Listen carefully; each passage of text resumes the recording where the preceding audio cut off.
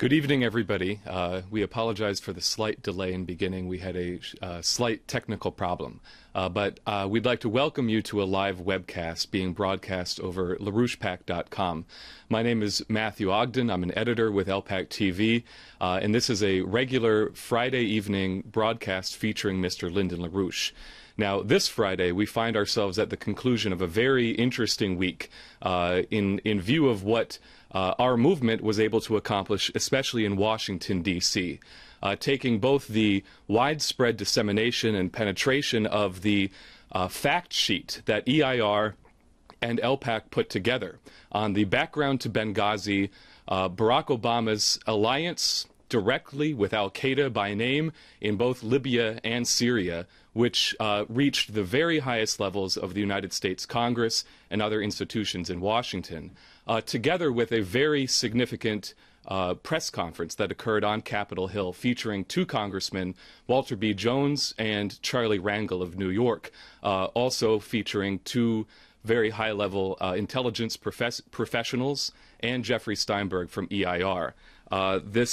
Both of these subjects will be covered in the Q&A after tonight's in the conclusion of tonight's event after Mr. LaRouche's opening remarks.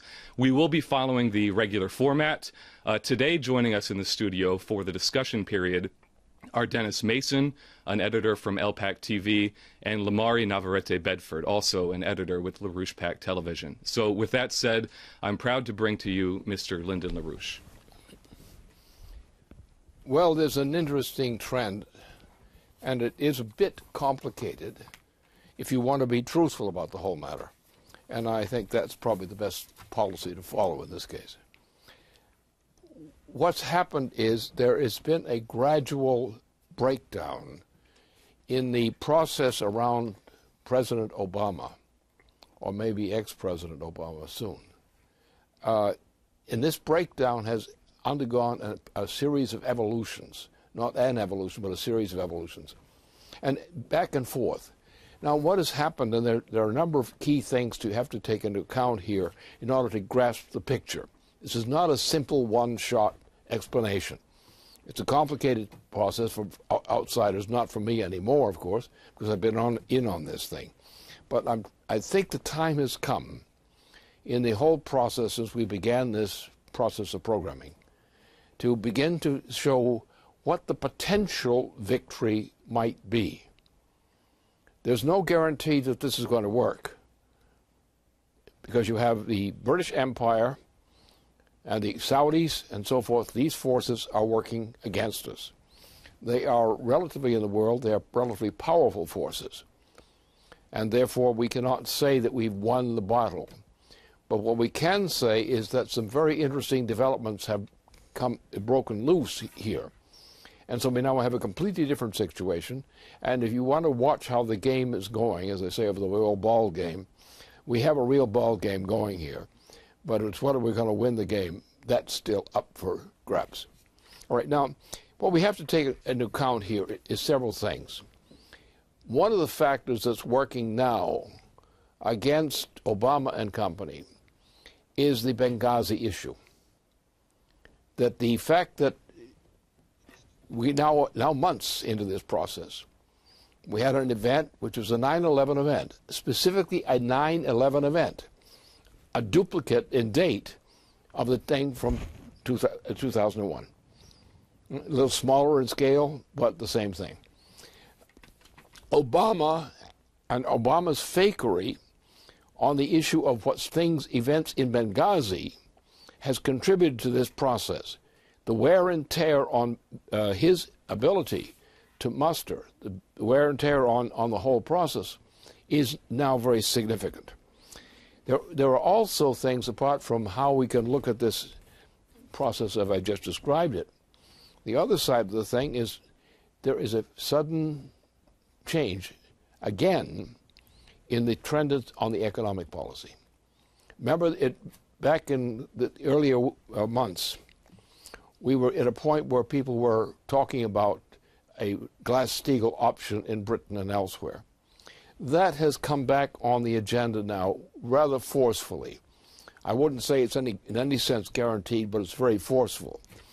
you have to see the intersection among all these characteristics. First of all, Obama can no longer conceal the fact that he is tied to Al-Qaeda. That is no longer concealable.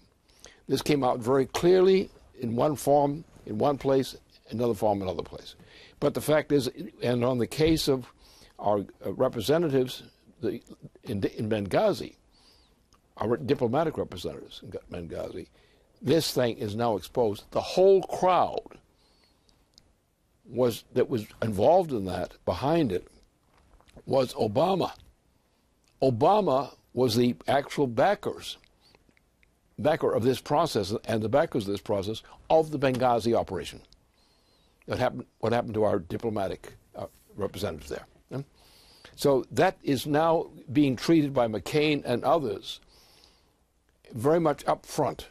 And that is the one thing that can really break this thing wide open. Because it's now clear that Obama himself is an accomplice of Al-Qaeda.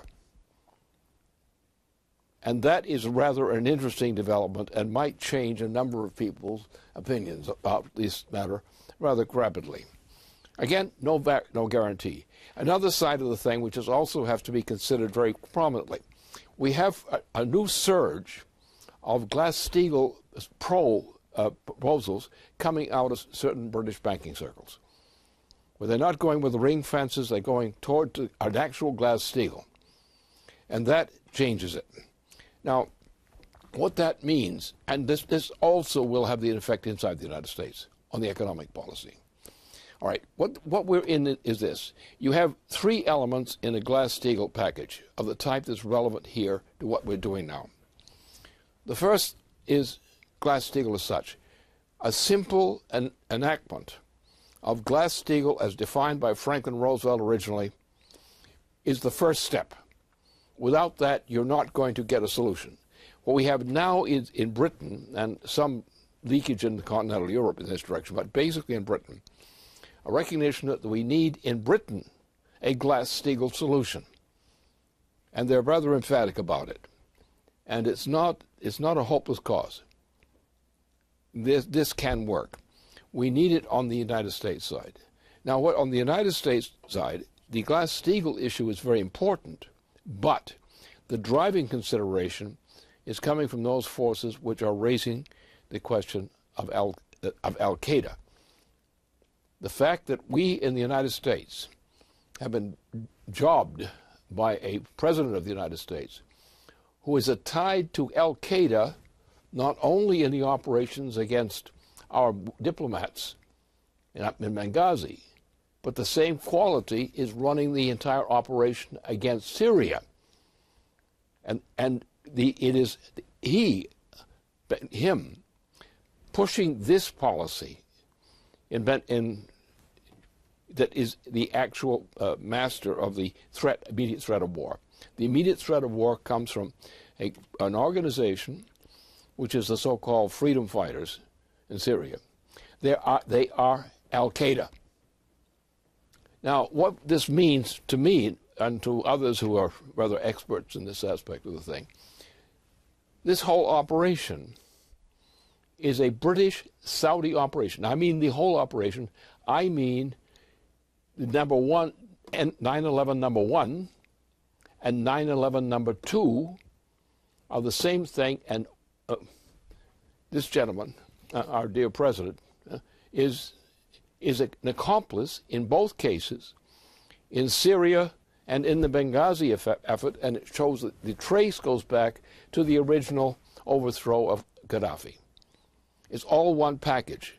Now, this is the issue which is coming out more or less clearly in what is going on in the Republican ranks in particular, but in the Congress generally.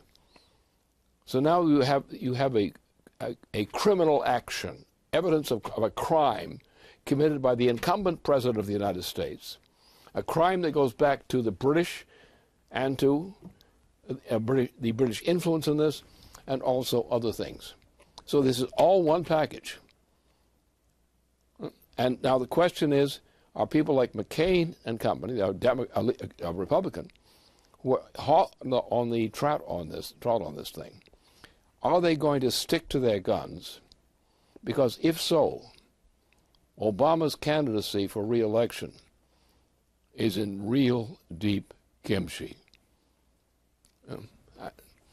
And so therefore we have that kind of situation. Now let's look at what is involved with the Glass-Steagall side of this thing.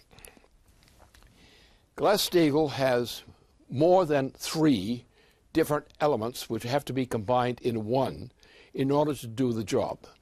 The first thing, you have to pass the original Glass-Steagall Act as a renewed action, number one.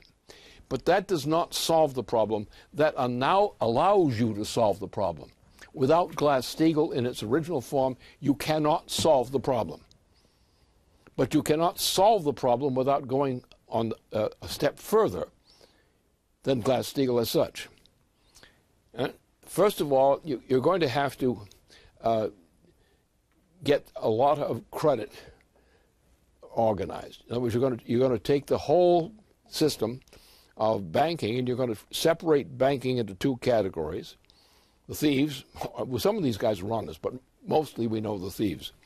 The thieves in this area, and but then beyond the thieves, we have to say, well, but that leaves us not enough money in the regular banking system, not enough money in the regular banking system to launch a recovery of the U.S. economy. And we now have in the United States in particular, but similarly in Europe. In Europe you have hyperinflation and collapse of the economies throughout Western and Central Europe. So you have to do something about that. Central Europe, continental Europe, needs a Glass-Steagall solution.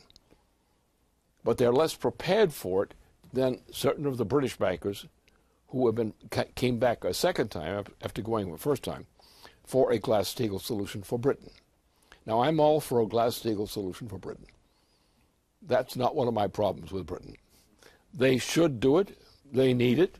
There is no solution for them except by doing that. It's a very good idea, and I would be very happy to welcome it into the club. All right. So that's the first step.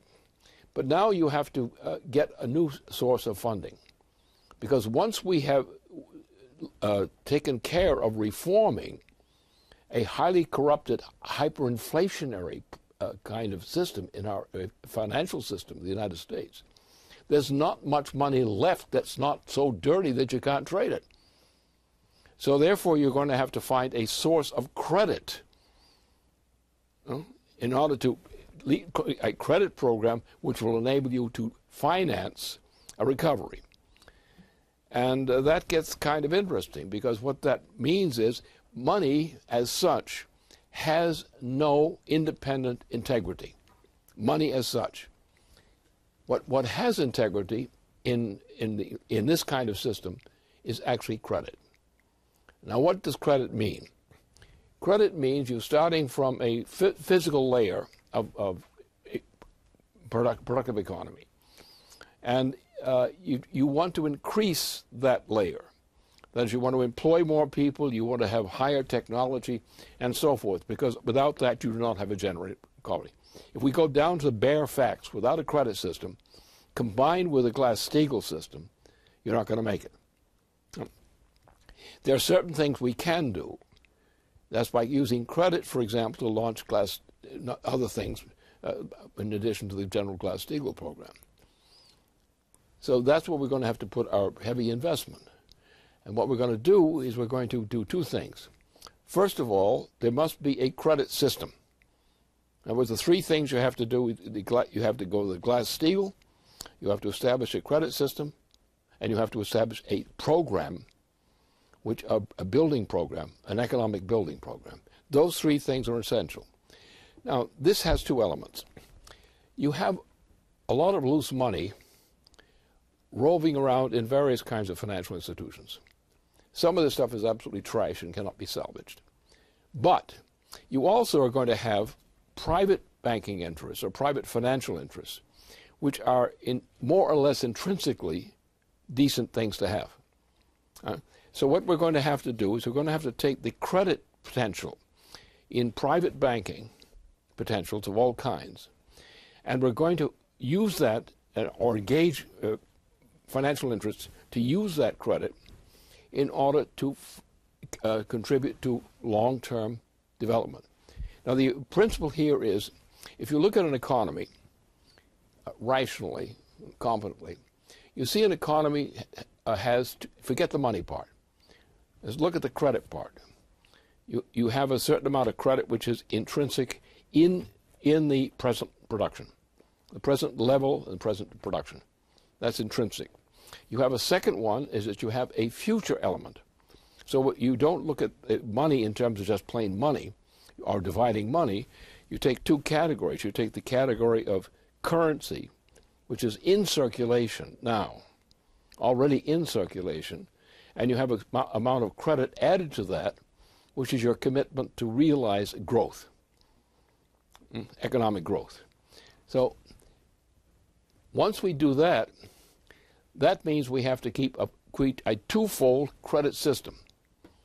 In one case, the credit system will be directly U.S. federal government credit, which will be the same kind of credit that Andrew Jackson destroyed and tore up. We're going to restore that to the United States. In addition to that, we're going to, however, find private interests, which are not just federal interests, but private interests, which also are prepared to support investment in expansion. So therefore, you will have a system of credit which will be federal credit, essentially, and then private credit. And the combination of federal and private credit, as it used to exist under John Quincy Adams, that kind of credit then comes into play. This creates sufficient credit in the system to have a general program of expansion. Now, we have two things that are obvious. One thing is NWAPA. The NWAPA project is the largest project which is fungible at this time. That is, we can launch this now. It will take maybe 20 years or so to complete the project. It's the greatest project ever undertaken by mankind. Then we also have things like the leftovers of the automobile industry. They're now trying to close out the last remnant of the automobile industry's role in the United States. Well, what we're going to do is we're going to say we need to bring back the machine tool capability, which was associated in a very large degree, or interlocked in a large degree, with the automobile industry and related industries. So we're going to have a credit system arrangement under the credit system in general that we create with the aid of Glass-Steagall. You have to have a credit system to rebuild the machine tool design capabilities of the United States. So we're talking about building up a very large increment of employment. Much of the population in this employment will not be very skilled people. But we're trying to capture, first of all, the highly skilled people who are either in retirement or about to go into retirement, because they're aged out, essentially. But their skills, their knowledge is very valuable to us. And therefore, the idea of getting people hired for new kinds of employment in the areas such as Michigan and Ohio and so forth, getting them back into employment, even though their skills are limited at present. We can absorb that. And we will need to bring into play immediately senior technicians who are capable of administering and directing the work.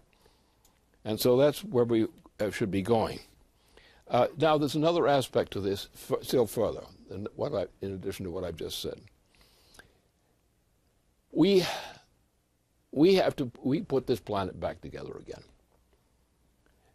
We probably should be pushing for a breakup of the Euro system. It does not work and cannot work.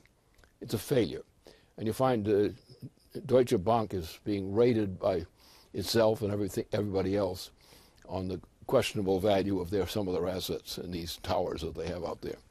So we're going to have to rebuild the European system of national banking in European nations, because this potential Europe represents in the whole world economy is extremely important. It may not look so good on an individual nation-to-nation basis, but when you look at the whole process and see what the potential is there, you realize that it's extremely valuable. What this means then is that we're going to build a system which restores, if people are sane, it's going to restore the sovereign nation states of Western and Central Europe and rebuild them out of this package that was of theft that was done there. That will do it. And that's, I think, where we're headed. Now, this means that when we go to this idea of cooperation on an international basis amongst respectively sovereign nation states, that means that immediately one thing and the second thing. The first thing is it means a system of peace for rebuilding the world on a basis of a higher productivity and meeting the challenges which we should meet anyway in terms of things. And secondly, it means that we're going to realize that the possibility of general warfare no longer exists in this planet. It doesn't exist anymore. There may be odd exceptions here and there, but we're going to have to say that the question of permanent peace among the nation states of this planet Earth, that peace has got to be established immediately. Because any serious war at this time, because war, by the nature of warfare, is going to tend toward thermonuclear war. And there's no way that the human species can outlive thermonuclear war. It can't be done. So therefore, the very idea of a reconstruction of the type I've just outlined on highlights, that reconstruction is also going to be the establishment of peace. But with one other element here. The greatest threat outside of war right now, in terms of immediacy, the greatest threat to humanity lies in defense of planet Earth against things like large rocks floating around there, millions of large rocks of various sizes. And these things can, one of these larger rocks, which is floating out there, just looking for us, hits Earth, you're going to find a human extinction from this kind of thing. So therefore, we're going to have to immediately start moving directly into a Mars program, because in order to develop a system of the type we need, we must engage the capabilities of a Mars-Earth relationship to deal with that. So that means, again, that now the space program will be really immediately launched again. And this time it will have a very specific mission among its other missions. That mission is going to be to try to save Earth from the threats of these great rocks and comets as well. But we're not even talking much about the comets because we're not sure how we're going to handle that. But the general thing from asteroids, yes. We're going to have to organize with the aid of what we're building on Mars, various kinds of instruments and so forth, which are essential for this program. We're going to have an instrument development on Mars way beyond Curiosity. But Curiosity is an example of this. We're going to have to restore NWAPA. Put NWAPA on. We're going to put NASA back in the picture. And these great projects will be among the great driver programs for humanity. These conditions are such, with the fact that Obama is now tagged as being tied into 9/11 in the terrorist domain, together with the Saudis and others in Qatar and so on. So that has to be cleaned out. This thing has to be rearranged. And we're going to have to build up two basic defense mechanisms. One, against these asteroids and things of that type, which are a threat to mankind. We just missed one recently, or they missed us somehow recently. And also we're going to have to develop a system of economy which will be more than global. It will include Mars. And it will be the system we need. And so therefore we are at a point where when you put together these elements, you put together the British bankers who are again pushing for Glass-Steagall. That's a plus, and that's real. That's realistic. When you realize that the whole system now is going into hyperinflation otherwise, you know you have no choice but to go with it. When you think about what the requirements are for defending people on Earth from asteroids wiping out whole city areas or even something permanent for humanity, we need that too. So we're now at a point where these things are necessary and they're feasible. And the thing that's really pushing this in our direction is the failures of the British and their stooge Obama. That thing is not going to work. It cannot work. The only way it can work is lead to an extinction of humanity. So that, therefore, there's a qualified reason to believe that we could come out of this operation successfully. But the elements I've identified, and I've tried to rush through this so it doesn't take too much time, that is the way we can solve this problem. It's available to us now. And the peace prospects in that direction are good. But right now we're on the threshold. If we fail to deal with this Obama problem, if we fail to deal with the crisis, if we fail to carry out Glass-Steagall immediately, because the immediate installation of Glass-Steagall is the most essential part in the whole thing to move this. Otherwise you can't move it. And that's where we are. So we have, shall we say, as Gabriel Heater once used to say, there's good news tonight, and there's also some bad.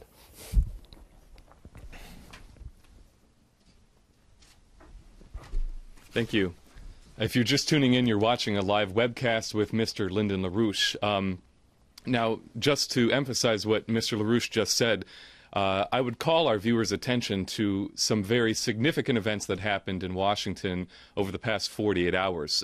Number one, yesterday, two hearings that took place in the Senate Foreign Affairs Committee and the House Foreign Affairs Committee, particularly the one in the House, in which some very uncomfortable questions began to be raised, which were directly affected by the fact sheet that EIR and LaRouche PAC were circulating.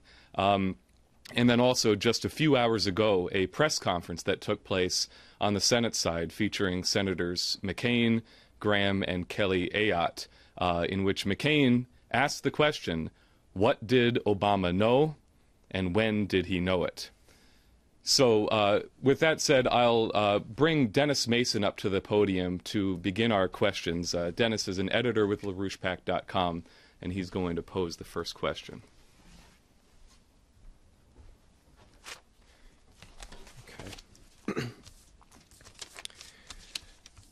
So as Matt said, the other day there was a hearing a congressional hearing on the State Department Accountability Board report, the so-called Pickering report. And there was really a potential for a lot of fight coming out of this thing. What was clear was that the unclassified section of that report has far less actionable intelligence than our own updated fact sheet, which Matt just mentioned. And we put that together all with material from the public domain. So now we had saturated the hearing as well as DC generally with the fact sheet leading into this. And at that hearing, there were comments from several different representatives saying that the report was far too narrow. What needs to be addressed are the policy decisions which created the environment in which 9/11 at Benghazi occurred. For the first time, there were questions raised about the military which provided security for the Benghazi mission and their relationship to al-Qaeda. For the first time, there were questions asked about whether the Obama administration had used Qatar as a proxy for supplying jihadists in Libya with weapons, whether those weapons were used in the attack in Benghazi, and whether those weapons are going to al-Qaeda in Syria today. So the potential for a real breakout has been created. It's visible in the Congress. Now, along with this, as Matt again mentioned at the beginning of this broadcast, there was a press conference with Representatives Jones and Rangel regarding an open letter that both of them have sent to President Obama, warning him not to repeat the illegal invasion in Libya in terms of going into Syria without congressional report or congressional authority. And it's interesting because both of these representatives are distinguished, but they've both been chastised by their own parties. Rangel was, Obama told him to just retire in this last election cycle. Mr. Jones was removed from Financial Services Committee by his leadership. So both of these representatives have failed to go along to get along. So the question that I have is that, even in the face of the party politics, like you have the whole Kerry process, which is going, so the party politics is still there. We have, as you've identified, an increasing revolt in D.C., which you've catalyzed and we've catalyzed with our national activities. So there's a potential for a real explosion. So if you would, I'd like you to speak to that, speak to the strategic thinking and leadership that's required for this end of the party system. Well, first of all, you've got to realize that the principle of leadership applies. Do not take the total population and assume that the total population is the democratic voice. It is not. Most people in this nation have no conception whatsoever of what the solution might be to the present problems. And you would have a great educational job to try to get them ever to understand that. However, you have a number of a certain layer of the population, which is a small, within the 10%, top 10% level, of people who do have two things. They tend to be well informed, not always perfectly, but well informed, relatively speaking. And they have the guts to speak up. And this is understandable if you look at the way that our population has been handled. We have very relatively mass insanity, which has grown up since the death of Kennedy, assassination of Kennedy. We've had mass insanity build up step by step. You have a very large, some people say 40% of young people are in some category of insanity. What happened in Connecticut, for example, was a case of insanity. And that's how it happened, and nobody was watching the switch on a case that was about to freak out and do something like that which happened. So the responsibility for this so-called tragedy, the responsibility lies with the institutions of government of the United States, which no longer do anything about mental instability. And you had this young fellow, the so-called perpetrator, who was in a breakdown situation. But this is only typical of the potential breakout of homicidal insanity in people since when? Since Kennedy was assassinated. What happened if you look back about 2 years after the assassination of Kennedy, and you will find that the drug and insanity business was launched then. And in 1968, you had the march of mass insanity, a real fascism, the worst kind of fascism, of the Hitler variety. And since that time, the rate of insanity, has increased. One factor, of course, is not only the drugs themselves, the drug factor, but the fact that the drug factor was correlated with the Vietnam War. The Vietnam War was the greatest promotion of drug trafficking in the United States in that period, and since that time. So you have to look at factors, not general census of population. Yes, the whole population will be affected by it, but the whole population will be affected by leadership. That the ability of the population to function depends upon leadership, and also, of course, response among the general population to this kind of leadership. Now, what we've seen is the senior figure from the Senate who's leading this issue, in discussion of this issue, is willing to fight. And I've been watching this closely. Will he stay willing to fight? Or will he cave in? And there's pressure in the Republican Party as well as others for him to cave in. But we see also a march, step by step, where this is breaking down. The mystique of President Obama is no more. In the leading circles, among the people who make a difference, the people who have the guts and knowledge to fight. And when they start to fight, even though they be a minority, even though they be less than 10% of the population, their decision to do that can bring about exactly what is needed. It's all there. That's why I say today, as I said in presentation, there are certain things which you can be optimistic about. The developments in a trend of developments which go in the direction of accomplishment. But I would look at things like McCain, and does McCain stay with the program, so to speak? Then you look at the British bankers who come up with the Glass-Steagall line. They're right. They're absolutely correct. This is the interest of the people of England and Scotland and so forth. It is their interest. And on that, we have no difference with them. That's their right. That's what they need. They have a right to it. They have my sympathy on that account. But so therefore, that's the issue. We have the people with the guts and knowledge to be able to provide a leadership. If it means as much as 5 or 10% of the population, that's enough. That's enough. Because the rest of the population will take courage from seeing a leadership of people who know what they're talking about, coming forth and presenting in various kinds of fora, presenting the case for Glass-Steagall, why you must have Glass-Steagall. What is Glass-Steagall? What does it mean? What's it going to do for you? What about your jobs? What about your health care?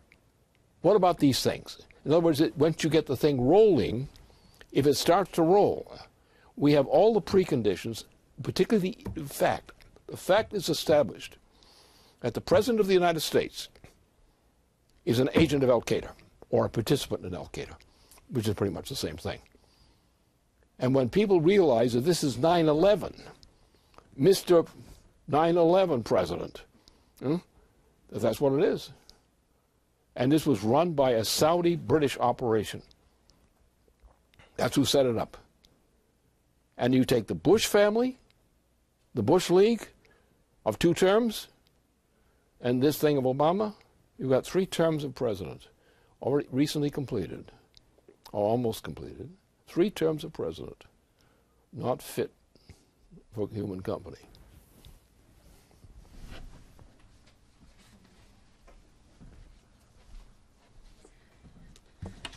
I'm Lamari Navarrete at Bedford, for people who don't know who I am, editor at LPAC TV.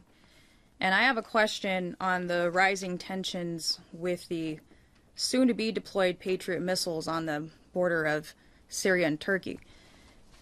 At the beginning of this week, the chief of the Iranian armed forces said in regard to these missile systems that each one of these Patriots is a black mark on the world map and is meant to cause a world war. This is very dangerous for the future of humanity. Also following upon those statements were the remarks of Russia's Deputy Prime Minister Dmitry Rogozin, who spoke on the potential threat of mobile naval-based elements of the U.S. missile defense system, saying that if they were suddenly to appear on Russia's coastline along the Black Sea, it would trigger the harshest reaction from Russia, and also a new arms race between the U.S. and Russia. The next day, December 18th, Secretary of the Security Council of Russia, Patrushev, expressed in an interview the understanding of Russians that the atomic weapons of leading Western countries are aimed mainly against Russia. And given that fact, he expressed that the strength of Russia's conventional armed forces is insufficient, and that the preservation of Russia's nuclear potential is priority. Now, these 2 Russian officials may not have mentioned the word Turkey or Patriot missiles in their remarks, but the situation is very clear. The military buildup near Russia's borders constitutes a threat. In fact, the Iranian military chief pointed out that any experienced military man would be able to predict the scenario in which the fire breaks out, so to speak, after which point nothing could be done to extinguish the inferno. In this context, over the past week, there was also a high-ranking U.S. officer who spoke in Washington, D.C., in front of a public audience.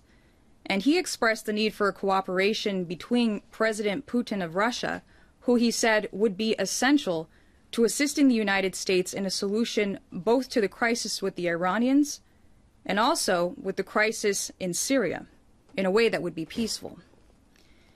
He stressed that a mutually supporting system had to be set up. He expressed that today the Russians see weapons deployed near their borders. Their only response under the present configuration is to heavily invest in their strategic forces. Now, given the policy of the Obama administration of supporting al-Qaeda networks, both in the way that the Gaddafi regime was overthrown and also in the way that the rebels in Syria are being supported, the policy under the United States under our current president is clearly not for building a mutually supporting system with the nations of Eurasia. The current policy fans the flames of war. Given that this is the case, what does the Congress need to do immediately in the days ahead, given that they're still going to be in session likely between Christmas and the New Year? Okay. Well, the basic thing the trigger is going to be the economic trigger, because nothing is going to work unless it has the economic trigger in it. There's no way it'll work. Which means that what is happening is you get some of the Republican spokesmen in these hearings that are coming into these hearings now, that if they stick to their guns, they are going to, first of all, come to the military question and the security question, because that's the hot box that you start with. Because if you say that the president is a criminal, that opens the gates for a broader discussion. And he is a criminal. He's a criminal in more than one way. So therefore, if we have a leadership in the United States, which may be, as I've said before, which may be a minority leadership, but it's the people who are the natural leaders of our nation. In other words, the idea that the average citizen is the person who makes these decisions, that's not true. We haven't developed the citizenship which is capable of responding to that. They have no knowledge of what economy is. Really, no knowledge. They know practical things that they could do. But they don't have any understanding of how this system works. They don't understand how the world economic system works. They're given a lot of pablum, a lot of junk, a lot of silly conversation, which isn't worth anything. It's incompetent. They don't know what a credit system is. Probably you can run the streets and 90% of the people in the United States will have no idea what the hell a credit system is. And if you don't know what a credit system is, then you can't use it. And if you can't use it, you can't save this nation. And Glass-Steagall is the first step. It's only the first step. But the thing that's going to do it is the fact that the President of the United States is a stinker. And the fact that it makes him a stinker, he's telling us we've got to fight these wars against Al-Qaeda. He's saying that he won the war against Al-Qaeda by killing... And now he comes in and says, I'm your leader. And people say, you're on the wrong side. You're on the enemy side. You were the one who brought Al-Qaeda in to Libya. You are the ones who brought the war into Syria with Al-Qaeda. You and the Saudis, and the British monarchy are the authors of this hell. You want us to trace you when you were responsible for the killing of people en masse in New York City in the original 9/11? And now we have another 9/11, and specifically 9/11. 9/11 by Al-Qaeda. 9/11 back in 2001, Al-Qaeda. Today, Al-Qaeda. In Syria, Al-Qaeda. Now, this guy can, our current president, could probably get some consideration the fact that he's insane. And as I said back in 2008, when I presented the diagnosis of this man's mental life, I said he's insane. He's a Nero. He is a Nero. He's a virtual copy of the Emperor Nero. All the characteristics. And he's acting, he's now in a sort of a political death throes. He's entered. Just like Nero, who went into political death throes and then committed suicide after sodomizing and then raping his mother, which is not recommended as a good, high-quality personality. And Obama has much of that same kind of streak, that kind of characteristic. So what is going to move this thing is going to be the fact that the American people are beginning to hate Obama for what he is. They're going to catch on and then see that this is not the bright star that's leading them to glory. This is the guy who's going to starve them to death, kill them in proceedings like in the Liverpool program of Britain, which is the same thing as the Adolf Hitler program, the initial stage of the Adolf Hitler program of mass murder in Germany. So this is the way it'll work. It'll work because a moral factor, and people can understand a moral factor quicker than they can understand an economic factor. And when a people sense that there is a moral issue, that they are being betrayed by immoral people who are beasts, and if they have any courage, they'll react on that basis. But the thing is, they first must see a possible correlation, even a desperate one, with the two issues. They've got to see a correlation between the evil, which is now manifest clearly by anybody who's paying attention to what Obama's been doing. Here's the President of the United States who went to war in violation of the Constitution, who is a cohort of Al-Qaeda, which was an original 9/11. And he's also a 9/11er, in Syria. And look at all the people who've got funny state material on their face from what they've been involved in support of Obama's program, the Al-Qaeda program. That's the way it will go. It will go in history. I mean, the most people in history, because of the Roman Empire and things like the siege of Troy, that people react to the kinds of issues that ignorant people can respond to. How can they get passionate about something if it's not within what they think is their comprehension? And the typical American has no sense whatsoever of how a national economy or a world economy works. So they cannot really react to that. What they'll react is to react to the moral issue. They found out they've been betrayed, and they have leaders among them, as in the American Revolution, leaders among them who understand the issues well enough to lead people in acting to deal with it. That's the way it'll work.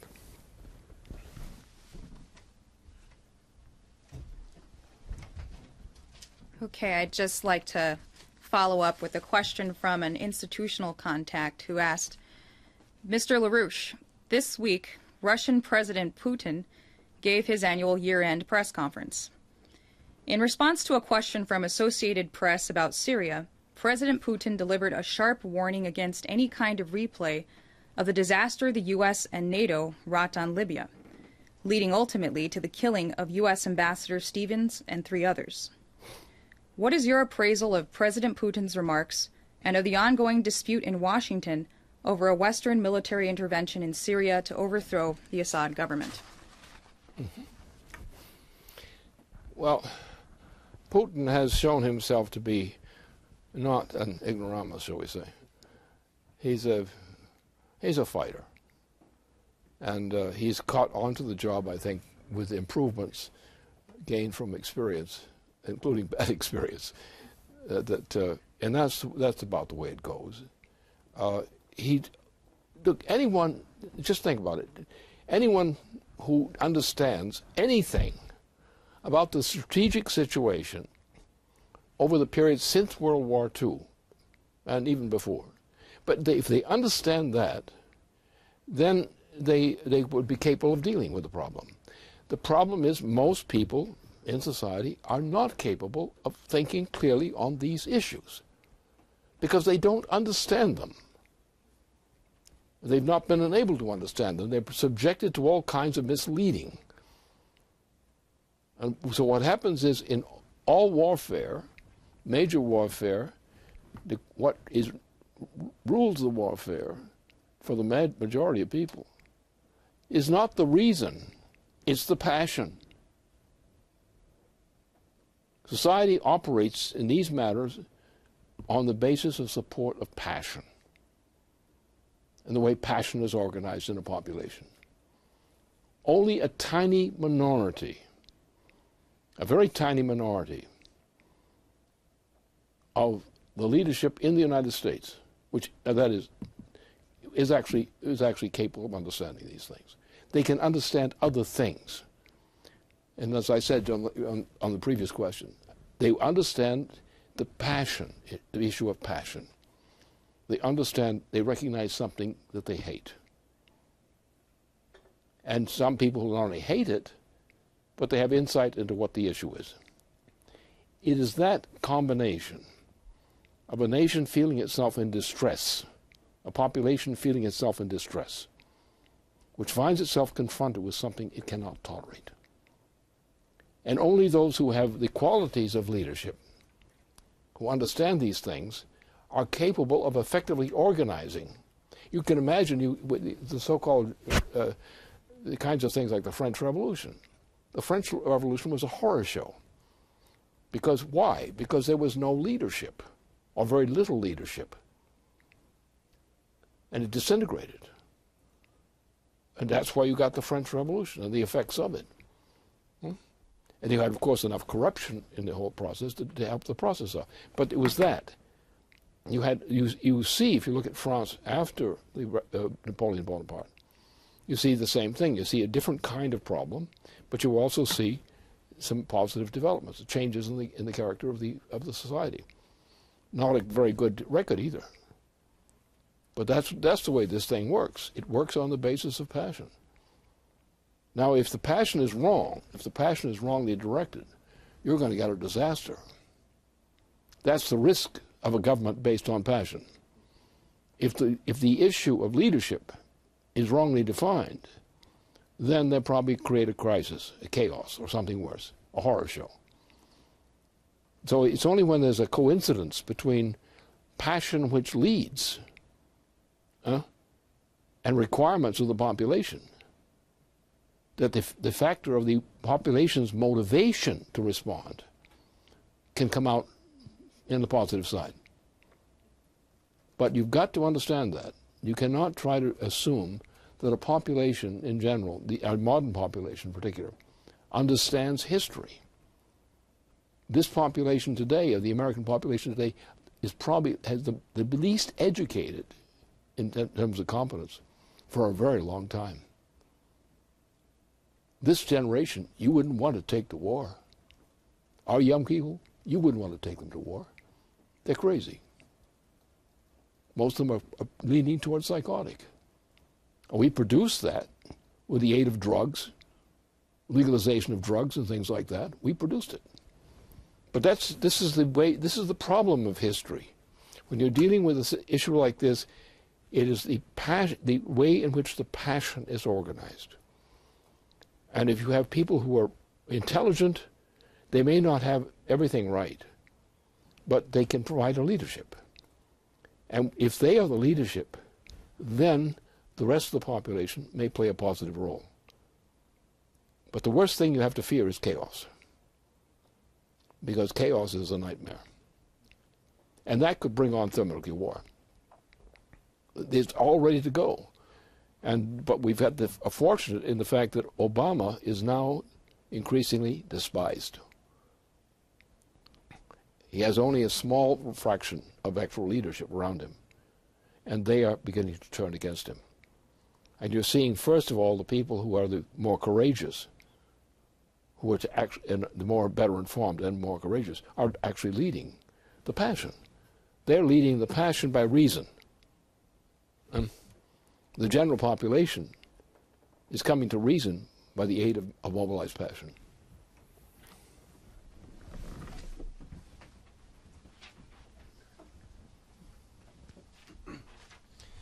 Okay, I want to shift gears just a little bit. I have a question from Ben Deniston in the basement on asteroids and scientific method. But before I get to the question per se, I want to say that today there was actually an exciting event. We had the transit of Venus, which we had a little while ago, a once-in-a-lifetime event.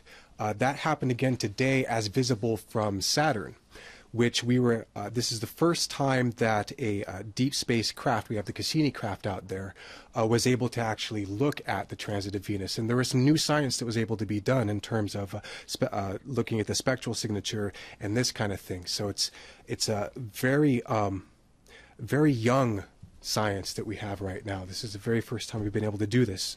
Also today, there were 3 major articles in the Huffington Post came out. One about defending the Earth from asteroids, one going through the KT extinction and asteroids defense for the survival of mankind, detection of large and middle-sized things, and mentioning the Tunguska event, which we have to invest in the defense of Earth in order to prevent that kind of thing. So that those articles also were published today. So to Ben's question per se, he says, Lynn, you have been recently pointing to the danger posed to the Earth by asteroids and comets. We know that asteroid impacts have been a regular part of the Earth's history and will continue to be in the future. We also know that impacts can be devastating to life on Earth. While estimates are that 99% of species that have ever lived on a planet have gone extinct, mankind has demonstrated a unique capability to potentially deal with threats like this by exercising his scientific capability and technological capabilities. Now, you have written for decades on the subject. Sorry, lost my place here. You have written for decades on the subject of science and scientific method, and on the destructive effects of the oligarchical system's attacks on scientific method. For example, you have repeatedly pointed to the fraud of the Isaac Newton Project and Newton's promoters, who attacked the historical scientific arc of Cusa, Kepler, and Leibniz, and instead introduced the fraudulent sense-perceptual conceptions of isolated bodies acting across absolute space and absolute time. Now, currently, we have to deal with threats coming from our solar system and beyond, such as the millions of undiscovered asteroids orbiting in our solar system, but our ability to truly understand these challenges is bounded by our scientific limitations. Do you think that false assumptions underlying scientific thought pose a particular threat to our ability to defend ourselves? Yes, absolutely. We have 2 things that are factors to be considered. One is pseudoscience. That is the belief in what you see is what is there. That's pseudoscience. And you find that in the history of science that the progress means revolutions which are always based on discovering that the popular science of the period was nonsense. And that's what Newton represented. Everything that Newton ever proposed, was within about a decade had been proven wrong and actually intrinsically incompetent. So that's where the problem lies. Now skip ahead. Go to the 1890s and the beginning of that century, and you find some people who, including Einstein, who made some fundamental discoveries, including the antimatter reaction thing, which most people still don't understand, and some other things which were of the same genre. So the point, every scientific discovery of any importance is a revolution. Now that's a nice word, revolution, because it doesn't say the predecessors were stupid. And what happens is people adopt and project popular ideas or popularized ideas and adopt these things as if they were truth, as if they represented value. When the point is, if you look at every crucial discovery made by anyone in science. Huh? Or you can take another thing. If you don't like science, let's talk about classical drama. Because the same thing is true in classical drama. And classical drama has the same principle. So therefore, it is like Shakespeare is a revolution. His ability to craft drama is astonishing. And there are other people who have similar that thing. So these two qualities of physical scientific capability and the ability to create the phenomenon of the experience of on a stage of great drama or great music are the same thing. They have exactly the same qualities. They are revolutions. They change, like Bach did. They change everything in a whole field, as Einstein did. He changed everything in a whole field. And therefore, the issue here is you don't solve the problem on the basis of trying to make a step forward and saying, now I've made a great discovery. It was always there. I always understood it secretly, and that kind of thing, right? The braggadocio. So the point is that every scientific discovery, which is a very significant scientific discovery, was something that no one had any idea of before. And therefore, the issue here is now, when we look at space, as Ben has raised this question, we look at space, and we say, okay, we don't know what the devil to do with these, some of these things. But we do know how to deal with asteroids, we think. But as I was discussing with Ben yesterday, the problem is we don't really know what we're doing.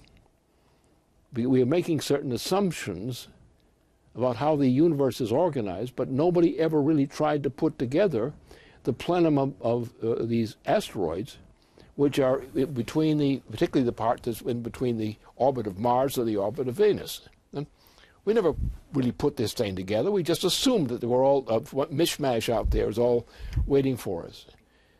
And we were starting for a long period ago on what Gauss did in this direction. But you realize that there have been qualitative changes in the terms, qualitative terms in terms of ontology. And every great revolution in physical science and every great revolution in great classical drama is an ontological revolution. It is not a rearrangement of parts. We're now dealing with a point where we face a million or however of these asteroids stuffed between the Venus orbit and the Mars orbit. Millions of these things. That's the best estimate. We don't know how many are. We only know a relative handful of what these things that we're talking about dealing with. And we have no general program for dealing with this thing. We're going to have to effect an actual revolution in order to understand how to deal with this plenum of things between Mars orbit and Venus. And we just had a little shock recently about what could happen to us. So therefore, the issue here on science is you actually are making a revolution. You are bringing about a discovery of a principle you never recognized before or never knew before. And you're now bringing that principle into play. And therefore, you are giving mankind an insight into what a revolution he can make to advantage of humanity. Sometimes you make the revolution first and then try to find what to do with it. But sometimes it works the other way. But that's when we are. We're in a period where the stupidity we see, the pathological, that is the mental pathology, which takes over more and more of the youth population of this planet, in the United States in particular. The great rate of insanity among young people in the United States is actually horrifying. And there are great efforts to cover up how bad this thing is by many institutions. But we have a real bunch of poor unfortunates whose minds are not well balanced. And the rate of that is increasing. And the rate of increase since the assassination of President Kennedy. For example, take 1964 and look at from the death of Kennedy, look to the say, the middle of the interval to 1984. And in the middle of there, you find already the drugs, not just drugs, but fantasies of drugs, absolute insanity, dominated. And what you saw in the 68ers at Columbia and elsewhere, the same thing. These guys were clinically insane. They were already deeply involved in drugs.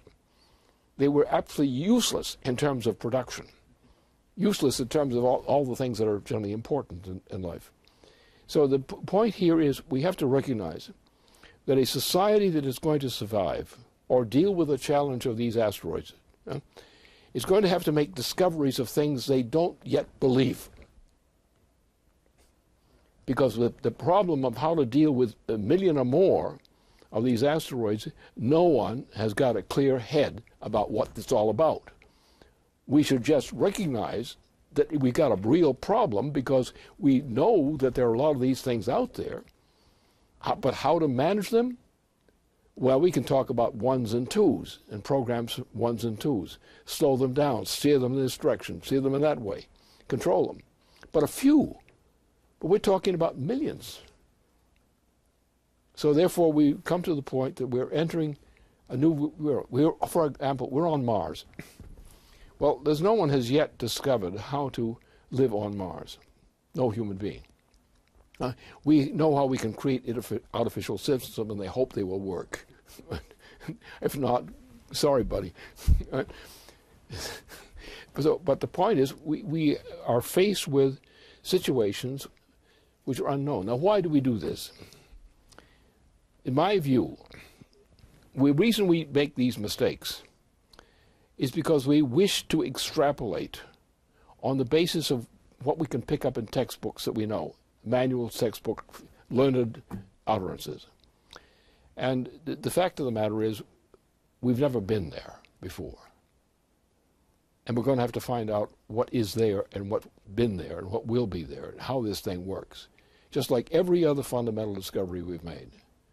And take Max Planck and Einstein, for example. Take their role in what they did. And that's an example. Take the work of Bernard Riemann, who was understood to be a genius by his contemporaries when he was a young man and died early. But the importance of Riemann's work did not come until the discoveries of Planck and Einstein. So therefore, we have to understand that we have to develop a scientific cadre of a certain kind to say that the future is not the extrapolation of the present, either in quality or otherwise. And we have to recognize that we have to think about what it is that's wrong. The same thing comes up in drama, in classical drama. Now, I admit that these days it's very tough to find a good classical drama. The authorship may be excellent. The intentions of the author may be great. The intention of some of the performers may be great. But the saying is usually a piece of crap. And that's in music the same thing. Music is generally a piece of crap. It's learned crap, which means it's going backwards, essentially. So that's the issue, and the issue is all one piece. The classical drama, metaphor, the principle of metaphor, the same kind of principle in discoveries of universal physical principles. Again, same thing. And all of these things involve discoveries of principles which were unknown to mankind before that time.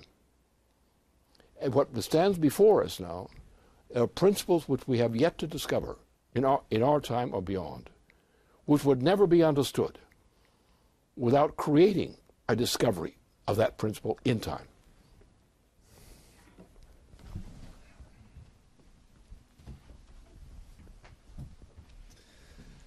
Well, that brings a conclusion to our broadcast tonight. That was the last question. I want to thank you, Lynn, for a very excellent presentation, and I also want to thank Lamari and Dennis for joining us tonight. Thank you for watching, and make sure you stay tuned to the LaRouche PAC website through the coming days, and tune in again next Friday at 8 p.m. Thank you again. Good night.